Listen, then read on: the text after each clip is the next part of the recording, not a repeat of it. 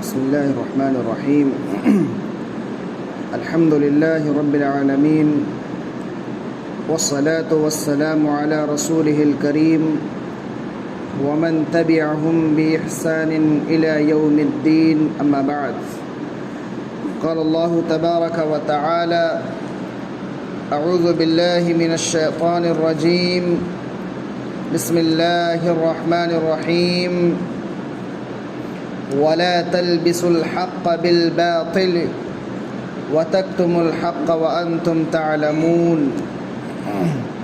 وأقيموا الصلاة وآتوا الزكاة واركعوا مع الراكعين. محترم مصلیان کرام،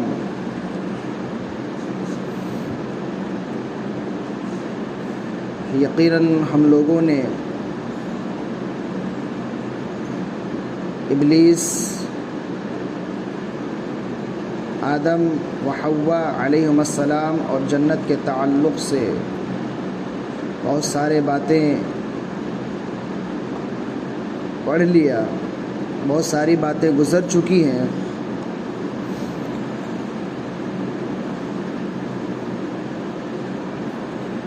بنی اسرائیل کے تعلق سے باتیں ہو رہی تھی. اب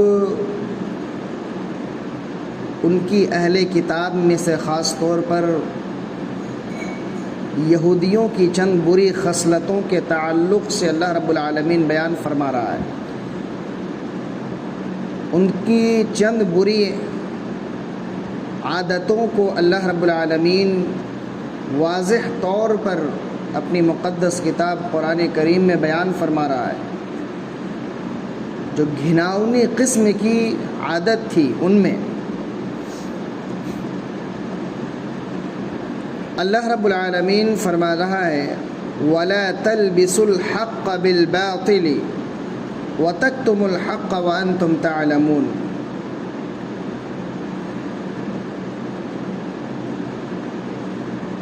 کہ حق اور باطل کو آپس میں خلط ملط نہ کرو، گڈ مڈ نہ کرو، ملاؤ نہیں. کیونکہ جو حق ہے وہ حق ہے، وہ واضح ہے، ساری دلائل موجود ہیں.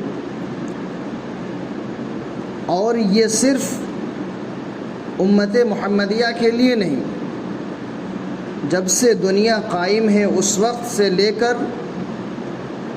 اب تک اور قیامت تک حق واضح ہے. جتنے بھی انبیاء اکرام علیہم الصلاۃ والسلام آئے، جن چیزوں کو ان کی امت میں فرض قرار دے دیا گیا تھا، ان کی امت میں جو چیزیں حق تھی اس کی وضاحت کر دی گئی تھی، جو چیزیں باطل تھی اس کی وضاحت کر دی گئی تھی. تو اس کی تائید اللہ رب العالمین قرآن کریم میں کر رہا ہے کہ وَلَا تَلْبِسُوا الْحَقَّ بِالْبَاطِلِ، کہ حق اور باطل کو آپس میں ملاؤ نہیں، گڈ مڈ نہ کرو.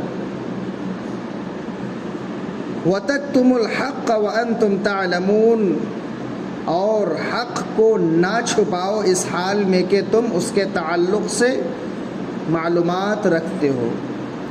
یعنی جانتے بوجھتے حق کو نہ چھپاؤ.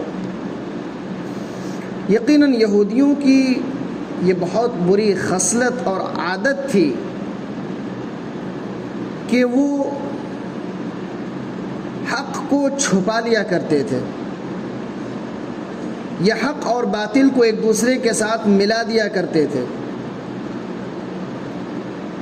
یا حق کو ختم کر کے اس کی جگہ ایسی باتیں فٹ کر دیتے تھے اللہ کی کتاب میں جس کام کو وہ اپنے لیے حلال سمجھتے تھے، جبکہ اللہ رب العالمین نے اسے حرام قرار دیا تھا. تو اسی لیے انہیں یہ کہا جا رہا ہے کہ کبھی بھی حق کو چھپاؤ نہیں، واضح انداز میں لوگوں کے سامنے اس کو بیان کر دو۔ اور انہوں نے سب سے بڑی بات جو چھپائی تھی وہ یہ تھی کہ نبی کریم صلی اللہ علیہ وسلم کے تعلق سے ان کی تمام آسمانی کتابوں میں یہ پیشن گوئیاں تھی کہ آخری نبی آنے والے ہیں، ان کا نام کیا ہوگا، ان کی صفات کے تعلق سے، ان کی خصلت اور ان کی عادت کے تعلق سے تمام کے تمام باتیں لکھی ہوئی تھی۔ تو یقیناً اہل کتاب کے علماء کرام ان تمام باتوں کو جانتے تھے، لیکن اس کے باوجود بھی وہ عوام الناس کے سامنے اس کو بیان نہیں کرتے تھے۔ تو ان باتوں کی طرف انہیں اشارہ کیا گیا ہے کہ حق بات کو جان بوجھ کر چھپانا نہیں ہے، اس کی وضاحت کرنی ہے، کھول کھول کر لوگوں کے سامنے بیان کر دینا ہے۔ اور لوگوں کے سامنے سب سے ضروری بات یہ ہے کہ یہ انہیں بتلانا ہے کہ ایک نبی آنے والے ہیں جو آخری رسول ہیں، جن کے تعلق سے توریت، انجیل، زبور اور دیگر آسمانی کتابوں میں لکھی ہوئی ہے۔ تو یقیناً علماء کرام تو جانتے تھے، لیکن عوام اس سے ناواقف تھی۔ لیکن پھر بھی یہ باتیں سارے علماء کرام ان کے جو تھے وہ نہیں چھپاتے تھے۔ ان میں سے کچھ ایسے بھی تھے جنہیں اللہ پر ایمان تھا، جنہیں اپنے رسول پر ایمان تھا، اپنے رسول پر ایمان لا چکے تھے، حق اور باطل کو پہچانتے تھے، حلال اور حرام کے درمیان تمیز کرتے تھے، لوگوں کے سامنے حق باتوں کی وضاحت کرتے تھے، جن کی وجہ سے یہود و نصارہ کے عوام کی اکثریت اللہ کے نبی صلی اللہ علیہ وسلم کے تعلق سے یہ جانتی تھی کہ آخری رسول آنے والے ہیں۔ اور حدیث میں ہے کہ وہ اللہ کے نبی صلی اللہ علیہ وسلم کو اس طرح پہچانتے تھے جس طرح ایک ماں اپنے بچے کو پہچانتی ہے۔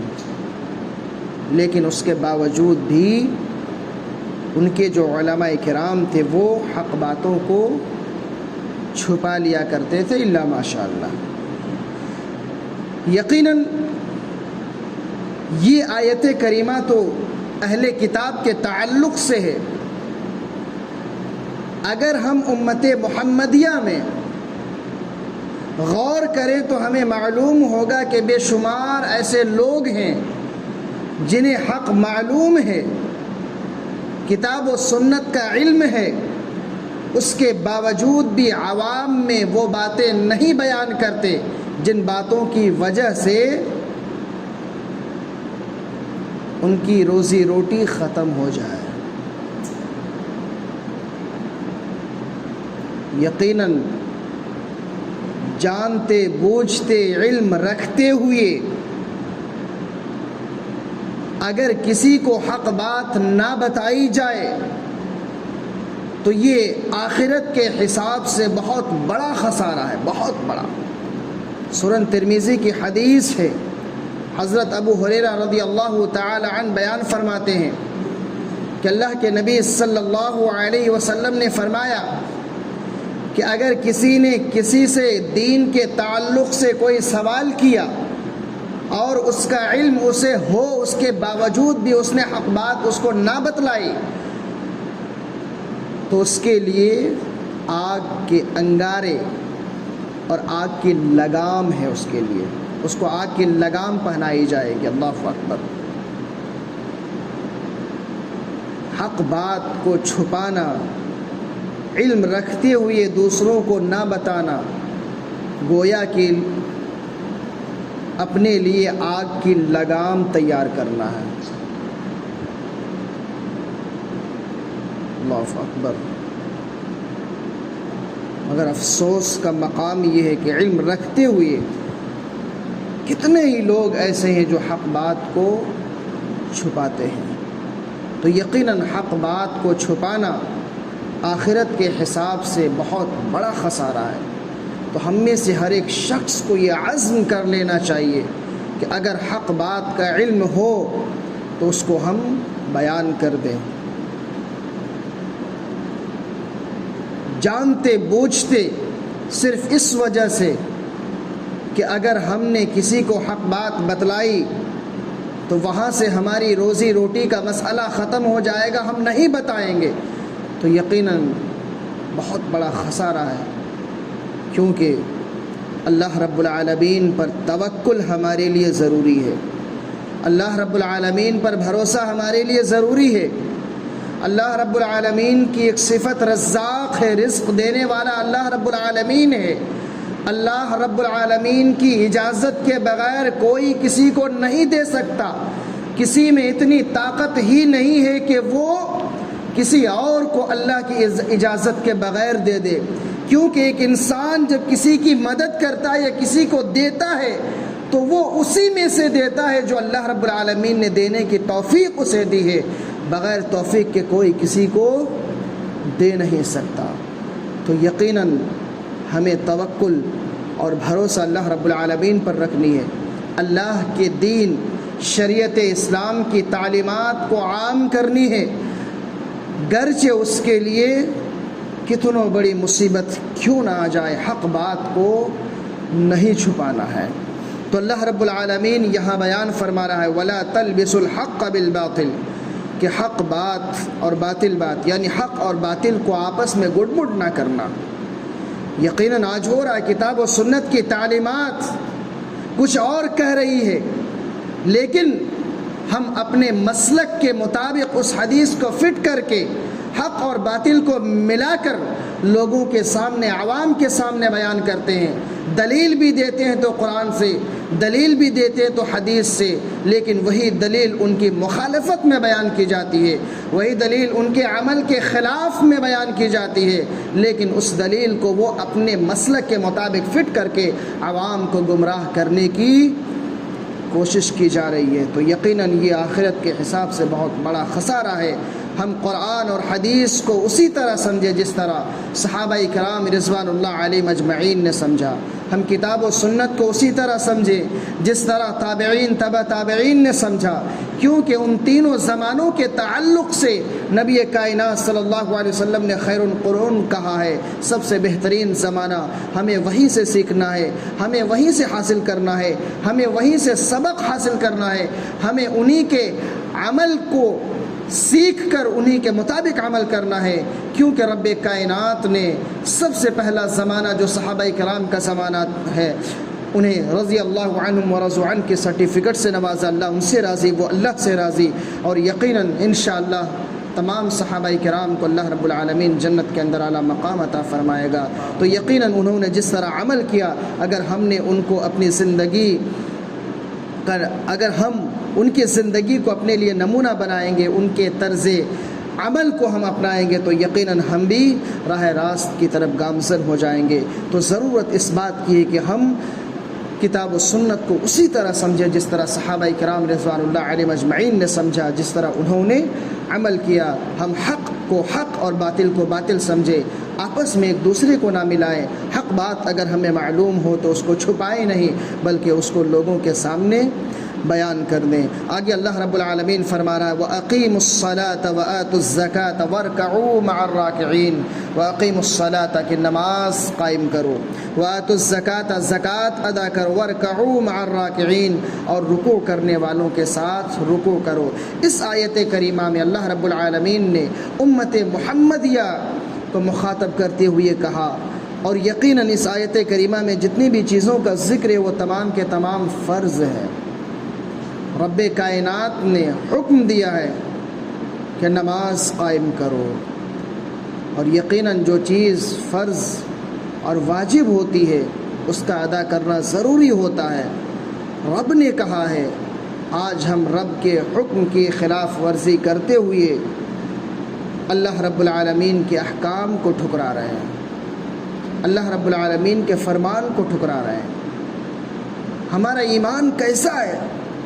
ہم کہتے ہیں اللہ پر ہم ایمان لاتے ہیں، اللہ کی باتوں کو ہم ٹھکرا رہے ہیں، اللہ کہ اس حکم کو جو واجب ہے، جو ضروری ہے، اس کو ہم ٹھکرا رہے ہیں۔ تو اس آیت کریمہ میں رب کائنات نے تمام فرائض کے تعلق سے ہمیں حکم دیا ہے کہ نماز قائم کرنا ہے، زکوٰۃ ادا کرنا، رکوع کرنے والوں کے ساتھ رکوع کرنا۔ اس آیت کریمہ سے اکثر علماء کرام نے اور اکثر مفسرین کرام نے باجماعت نماز ادا کرنے کے وجوب پر استدلال کیا ہے کہ رکوع کرنے والوں کے ساتھ رکوع کرو۔ یقیناً یہ آیت کریمہ اس بات پر بھی دلالت کر رہی ہے کہ ہم بغیر عذر شرعی کے اپنے اپنے گھروں میں محض سستی اور کاہلی کے ساتھ نماز ادا کرتے ہیں، جبکہ اکثر مفسرین کرام نے اس آیت کریمہ سے باجماعت نماز ادا کرنے پر استدلال کیا ہے، کیونکہ رب کائنات نے پہلے اسی آیت میں کہا وَأَقِيمُوا الصَّلَاةَ، نماز قائم کرو۔ اسی آیت میں ایک حکم کے بعد پھر اگلا حکم ہے کہ رکوع کرنے والوں کے ساتھ رکوع کرو، اور یقیناً یہ باجماعت نماز کے تعلق سے اللہ رب العالمین فرما رہا ہے۔ اور بعض مفسرین کرام نے اس آیت سے استدلال کیا ہے کہ جتنے بھی لوگ نیک اعمال کرتے ہیں، اچھائیاں اور اچھے کام کرتے ہیں، ان کے ساتھ ان تمام کاموں کو کرنا ہے، اور ان تمام کاموں میں سب سے بہتر اور افضل باجماعت نماز ادا کر رہا ہے۔ تو یقیناً یہ جو دو آیات ہیں، ان دونوں آیات میں بے شمار باتیں اللہ رب العالمین نے بیان فرمائی ہے۔ پہلی آیت میں اللہ رب العالمین نے فرمایا کہ حق اور باطل کو آپس میں گڈ بڈ نہ کرو، ملاؤ نہیں۔ پھر فرمایا کہ اگر حق بات تمہیں معلوم ہو تو اس کو بیان کر دیا کرو، اس کو چھپانا نہیں۔ پھر نماز کا حکم دیا، پھر زکوٰۃ ادا کرنے کا حکم دیا، پھر رکوع کرنے والوں کے ساتھ رکوع کرو، یعنی کہ باجماعت نماز ادا کرنے کا حکم دیا۔ ان تمام چیزوں کا رب کائنات نے حکم دیا ہے، تو ہمارے لیے ضروری ہے کہ ہم اللہ رب العالمین کے احکام پر ایمان لاتے ہوئے اس پر عمل کریں، کیونکہ صرف زبانی دعویٰ سے کام چلنے والا نہیں ہے جب تک کہ اس پر عمل نہ کیا جائے۔ اور اللہ رب العالمین کو ہم خوش اسی وقت کر سکتے ہیں جب ہم اس کو عملی جامہ پہنائیں، ہم عمل کریں، کیونکہ عمل کرنے سے ایک انسان کا ایمان تازہ ہوتا ہے۔ جب ایک انسان کوئی نیک عمل کرتا ہے تو اس میں وہ دعائیں کرتا ہے، اللہ رب العالمین سے فریاد کرتا ہے، اللہ رب العالمین سے اپنے گناہوں کی معافی مانگتا ہے۔ نیک اعمال بے شمار دیگر نیک اعمال کرنے کا سبب بن جاتا ہے۔ مثال کے طور پر اگر ہم نماز پڑھیں گے تو اس میں دعائیں کریں گے تو ہماری آنکھیں اگر اشکبار ہو گئی تو ہم اللہ رب العالمین کے احکامات جو قرآن کریم میں بیان کیے گئے ہیں ان کو ہم سمجھنے اور پڑھنے کی کوشش کریں گے۔ اگر ہم ان کو پڑھیں گے تو قرآن میں دیگر احکامات جو بیان کیے گئے ہیں ان تمام احکامات کو ہم کرنے کی کوشش کریں گے۔ ان تمام احکامات کو کرتے کرتے پھر دیگر دوسری چیزوں کا جو بیان کیا گیا ہے ان تمام چیزوں کے تعلق سے ہمیں معلومات حاصل ہوگی، پھر ان کاموں کو کرنے کی کوشش کریں گے۔ تو ایک نیک عمل کا کرنا بے شمار دیگر نیک اعمال کے کرنے کا سبب بن جاتا ہے۔ تو ضروری ہے کہ ہم سب سے پہلے نماز کی پابندی کریں، کیونکہ نماز بے حیائی اور برائی سے روکتی ہے۔ نماز پڑھیں گے دیگر بہت سارے نیک اعمال کرنے کا سبب بن جائے گا۔ فرائض کو اگر ہم ادا کریں گے تو اس میں اتنی چاشنی پیدا ہوگی، اللہ رب العالمین اتنی محبت ڈال دے گا کہ ہم فرائض کے ساتھ ساتھ نوافل کی بھی پابندی کرنے لگیں گے۔ تو ضرورت اس بات کی کہ رب کائنات نے ان فرائض کا ذکر اس آیت کریمہ میں کیا ہے تو ہم ان کو انجام دیں۔ انشاءاللہ ان فرائض کے انجام دہی کی وجہ سے دیگر دوسرے کاموں کی طرف اللہ رب العالمین ہمیں پھیر دے گا اور ہمارا رخ اس طرف موڑ دے گا، اور یقیناً ہم دیگر نیک اعمال کو کر کے اللہ رب العالمین کو خوش کرنے کی کوشش کریں گے، اور ساتھ ہی ساتھ دعا بھی کرنے کی ضرورت ہے، کیونکہ جب تک ہم رب کائنات سے دعا نہیں کریں گے اللہ رب العالمین ہماری عبادتوں کو کیسے قبول کرے گا؟ کیونکہ اللہ کے نبی صلی اللہ علیہ وسلم کا عمل بھی تھا کہ اللہ کے نبی صلی اللہ علیہ وسلم اللہ رب العالمین سے ہمیشہ اس عمل کی قبولیت کی دعا کرتے تھے، اور یقیناً رمضان کے تعلق سے ہم ہر سال ہر رمضان سے پہلے اور بعد میں بھی یہ سنتے ہیں کہ ہمارے اسلاف بھی 6 مہینہ پہلے سے دعا کرتے تھے، اس کے گزرنے کے بعد اس کی قبولیت کی دعا کرتے تھے۔ تو یقیناً کسی بھی نیک عمل کو انجام دینے کے بعد اللہ رب العالمین سے اس کی قبولیت کی دعا کرنا ضروری ہے، تاکہ اللہ رب العالمین ہمارے نیک اعمال کو قبول فرما لے اور ہمیں جنت کے اندر اعلیٰ مقام عطا فرما دے۔ تو ہم اللہ رب العالمین سے دعا کرتے ہیں کہ الہ العالمین، اے رب العالمین، اے احکم الحاکمین، تو خالق کائنات مالک ارض و سما ہے، الہی ہمیں حق بات کو واضح انداز میں بیان کرنے کی توفیق عطا فرما۔ اے رب العالمین، اے احکم الحاکمین، ہمیں کتاب و سنت کی صحیح سمجھ عطا فرما۔ اللہ نماز کی پابندی کرنے، باجماعت نماز ادا کرنے کی توفیق عطا فرما۔ اللہ ہمیں زکوٰۃ دینے کی توفیق عطا فرما۔ اللہ تمام فرائض کے ساتھ ساتھ نوافل کی پابندی کرنے کی توفیق عطا فرما۔ آمین، تقبل یا رب العالمین۔ سبحانک اللہم و بحمدک، اشہد ان لا الہ الا انت، استغفرک و اتوب الیک۔ السلام علیکم ورحمۃ اللہ وبرکاتہ۔